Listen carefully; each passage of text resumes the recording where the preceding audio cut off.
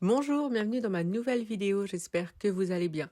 Dans cette vidéo, nous allons entretenir les électroménagers et nous allons commencer par la machine à laver. Donc il s'agit d'une machine de la marque Beko de plus de 7 kg. Je vais commencer par enlever la machine. Donc je vais la pousser complètement pour avoir accès à toutes les surfaces de la machine et surtout à avoir accès à tout ce qui se trouve derrière. Donc là, en l'occurrence, les poussières. Donc il y a pas mal de poussière sur le sol, mais également derrière la machine. Je vais commencer par passer l'aspirateur sur le sol pour enlever le plus gros des poussières et que ça ne vole pas partout. On sait tous qu'une buanderie, ça devient très vite poussiéreux, donc ça va vraiment lui faire du bien d'enlever toutes ces poussières cachées. Concernant les façades de la machine à laver, je vais commencer par la façade de derrière. Je vais commencer par l'aspirateur tout simplement parce qu'elle est vraiment très poussiéreuse. Une fois que j'ai passé l'aspirateur dessus, je vais mettre mon produit multisurface dessus et nettoyer avec un torchon microfibre pour que ce soit vraiment nickel.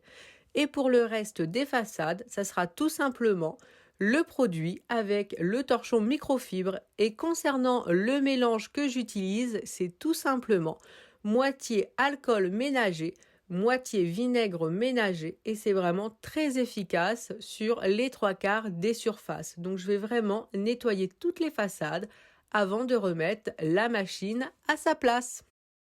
Concernant la façade avant, je vais la nettoyer toujours avec le même produit, mais je vais faire attention de bien enlever les résidus de lessive qui ont pu couler un petit peu sur la façade, ainsi que les poussières qui ont pu se mettre au niveau des boutons, donc je fais attention de frotter un petit peu partout.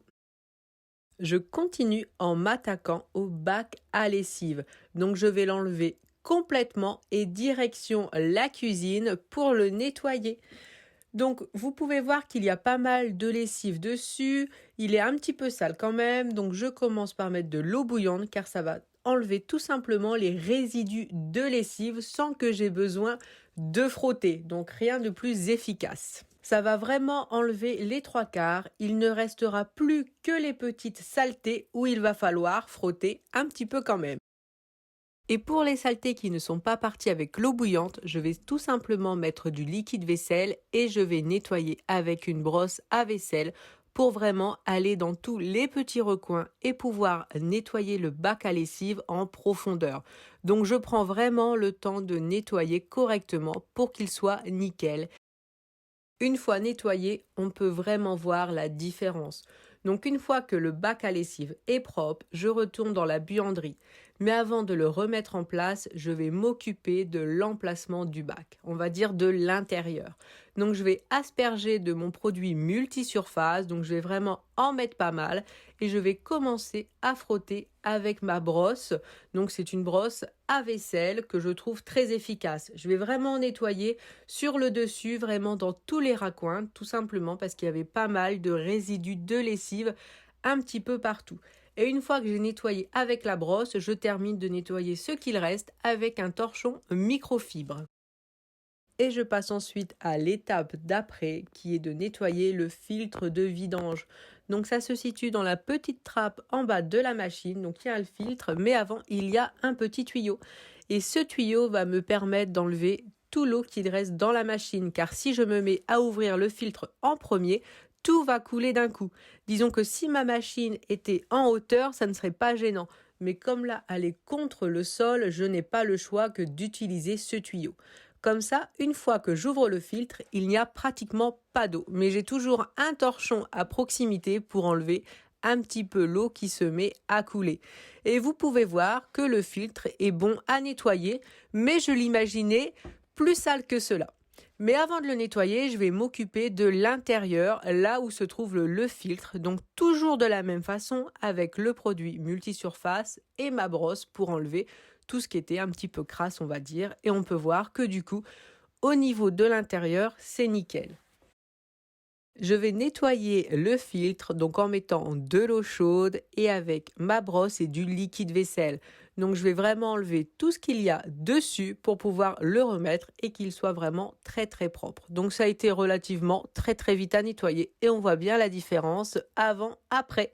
Donc je le remets en place, je referme tout correctement avant de passer à l'étape suivante.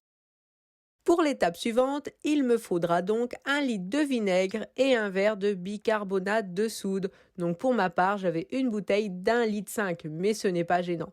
Et l'étape suivante, vous l'aurez compris, c'est tout simplement le nettoyage du tambour et plus précisément l'intérieur de la machine. Donc je mets le bicarbonate et ensuite le vinaigre. Et surtout, je vais lancer le programme le plus chaud à 90 degrés.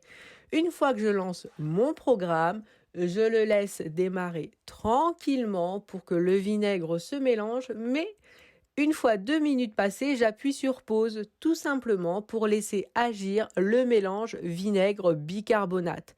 Donc je laisse agir pendant 1 heure et ensuite je remets le cycle en cours.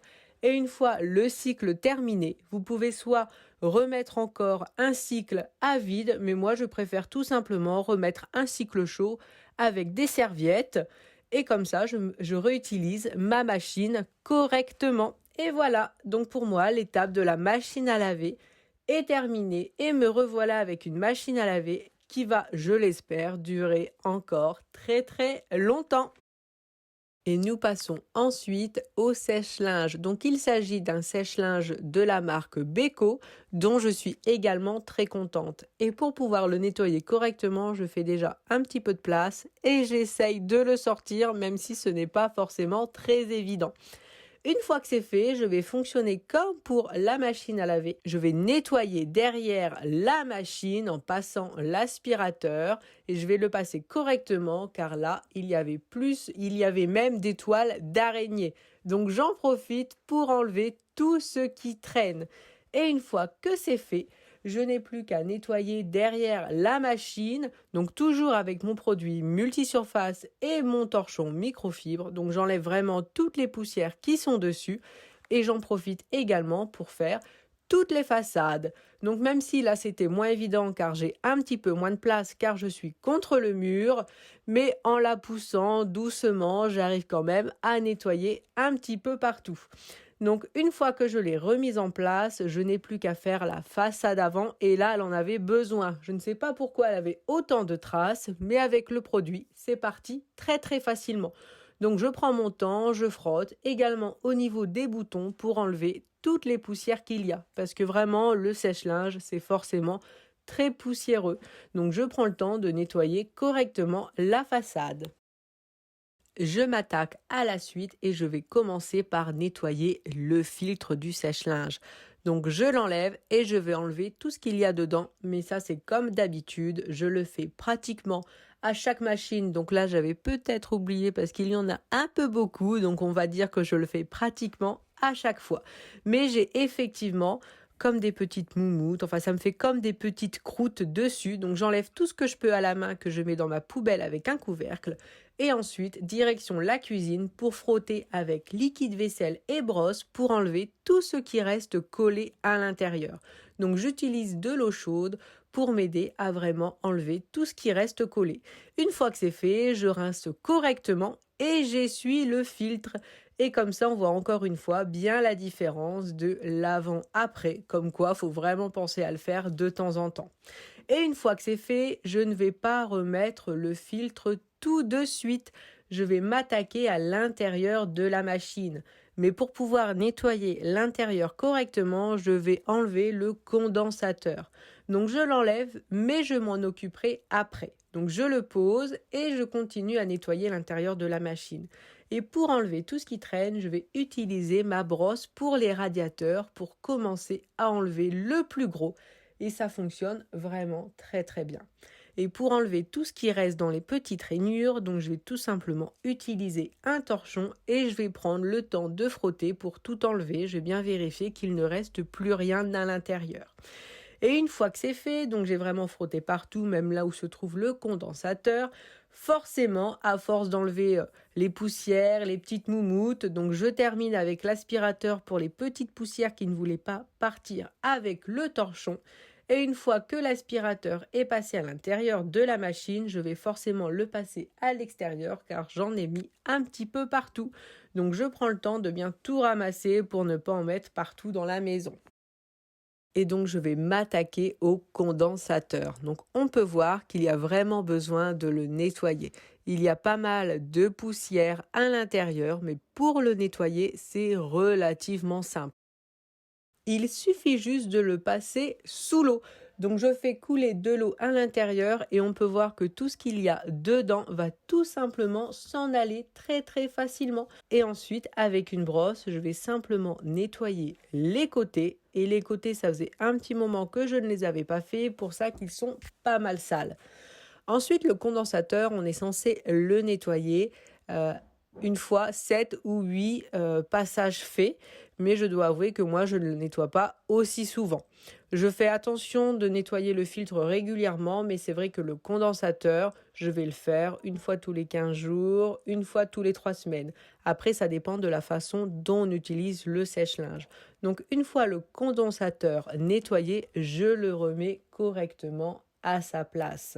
Je remets également le filtre et je vais m'occuper de l'intérieur du sèche-linge. Et pour l'intérieur du sèche-linge, c'est vraiment très simple. C'est tout simplement une microfibre humide pour enlever toutes les poussières. Donc je commence par l'intérieur de la portière pour enlever tout ce qui traîne dessus. Et oui, il y en avait pas mal. Et ensuite, au niveau du tambour, donc toujours une microfibre humide, il ne faut pas mettre de produit à l'intérieur. Donc je prends le temps de frotter correctement. Et là, par exemple, il y avait une étiquette, le genre d'étiquette qu'on trouve sur les pommes. Donc j'enlève tout, je fais tourner le tambour pour vraiment frotter et enlever les éventuelles poussières qu'il y a. Et bien sûr, avant de terminer, je passe forcément un coup d'aspirateur parce que, encore une fois, j'ai remis des poussières un petit peu partout. Et donc voilà, du coup je me resserre du sèche-linge normalement. La machine que j'avais faite juste avant est terminée. Donc direction le sèche-linge et comme ça, tout reprend son cours et encore une fois en espérant qu'il dure encore un certain moment. Ensuite, direction la cuisine et nous allons nous occuper du lave-vaisselle. Et vous pouvez me croire, il y a du travail. Je vais donc commencer par enlever différents éléments. Donc je vais commencer par le filtre et ainsi que la grille qui se trouve autour et qui s'enlève très facilement. Donc je les mets dans l'évier pour pouvoir les nettoyer. Je commence par enlever tout ce qui se trouve dans le filtre et je mets tout ce que je peux à la poubelle. Je verse de l'eau bouillante, comme ça va déjà enlever tout ce qui écrase, tout ce qui peut partir facilement sans que j'ai besoin de frotter. Et pour terminer d'enlever tout ce qu'il reste, il me suffit d'utiliser liquide vaisselle et brosse à vaisselle pour nettoyer correctement. Ensuite, je vais m'attaquer au bras de lavage. Donc, il y en a deux. Le premier est dans le bas de la machine à laver et le deuxième, dans mon lave-vaisselle, se situe en dessous du panier du haut. Donc, c'est très très facile à enlever. Donc, je mets les deux bras de lavage dans l'évier parce que je vais commencer par vérifier si les trous ne sont pas bouchés. Donc, pour vérifier, je vais tout simplement passer un cure-dent dedans. Et si, imaginons, les bras de lavage étaient vraiment bouchés, donc vous passez le cure-dent.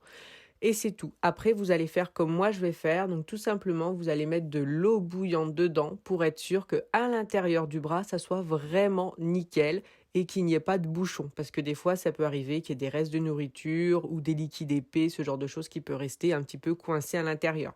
Donc cure-dent, eau bouillante et c'est suffisant pour les bras de lavage. Ensuite, je vais enlever les paniers. Donc pour le panier du dessous, il n'y a pas de problème, il s'enlève tout seul. Et pour celui du dessus, je vais juste pouvoir enlever, je vais comme dire les petits crochets, en tout cas ce qui permet d'éviter que le panier tombe. Donc il suffit de les pousser et comme ça, le panier s'en va tout seul. Et là, malheureusement, on peut voir l'étendue des dégâts. Il y a pas mal de choses à nettoyer. On voit qu'il y a un petit peu de crasse dans le fond de la cuve et surtout au niveau de la porte du lave-vaisselle sur tous les côtés. Donc je vais commencer par m'occuper de la porte. Je vais tout simplement utiliser mon produit multisurface. Je vais en mettre généreusement un petit peu partout, même dans les coins. Et comme ça, je n'ai plus qu'à frotter avec ma brosse à vaisselle. Donc je prends le temps de frotter correctement, un petit peu partout pour vraiment enlever toute la crasse qu'il y a. Et je vais également utiliser des petits goupillons qui vont pouvoir passer dans tous les petits raccoins. Donc c'est des petits goupillons de différentes tailles et que j'ai eu chez Intermarché pour environ 3 ou 4 euros. Donc vraiment pas cher et c'est pratique parce que pour le coup, ça va vraiment partout. Et après, je me rends compte qu'il y a pas mal de choses qui partent quand je passe la brosse, mais je me rends pas compte d'où ça vient. Et en regardant, je me rends compte que ça vient de sous le joint de la porte, donc que j'ai jamais dû nettoyer. Je sais pas comment ça se fait que là, il y ait autant de choses. Donc je prends bien le temps de frotter avec la brosse et j'enlève le plus gros avec un mouchoir pour éviter de boucher le lave-vaisselle. Une fois que c'est fait au niveau du joint, je continue à frotter l'intérieur de la cuve, là où j'avais vu que c'était sale, et surtout je vérifie que le joint est bien propre. Donc je passe bien du coup les petits goupillons pour être sûr qu'il n'y ait plus rien derrière ce joint. Je ne vois même pas comment ça se fait qu'il y ait autant de choses qui aient pu se mettre là. Et à ce moment-là, quand je passe avec mes mains, je repense à tous les commentaires que j'ai eus où on m'a dit « tu devrais mettre des gants ». Alors oui, effectivement, à ce moment-là, je me suis dit « j'aurais dû mettre des gants ». Ensuite, je vais tout simplement mettre vraiment une bouilloire entière d'eau bouillante dans la cuve du lave-vaisselle pour vraiment finir de tout dissoudre et être sûr qu'il ne reste plus rien. Ensuite, je vais remettre toutes les différentes pièces que j'ai sorties correctement dans le lave-vaisselle, mais je prends mon temps pour être sûr de tout remettre correctement, surtout au niveau des bras, être sûr de les avoir bien clipsés. Donc je remets tout en ordre, comme ça c'est fait, je n'ai plus qu'à passer au lavage. Je vais avoir besoin de vinaigre et de bicarbonate de soude. Donc je vais commencer par remplir un petit saladier de vinaigre. Donc je le remplis correctement. Ensuite, je vais le placer dans le panier du haut.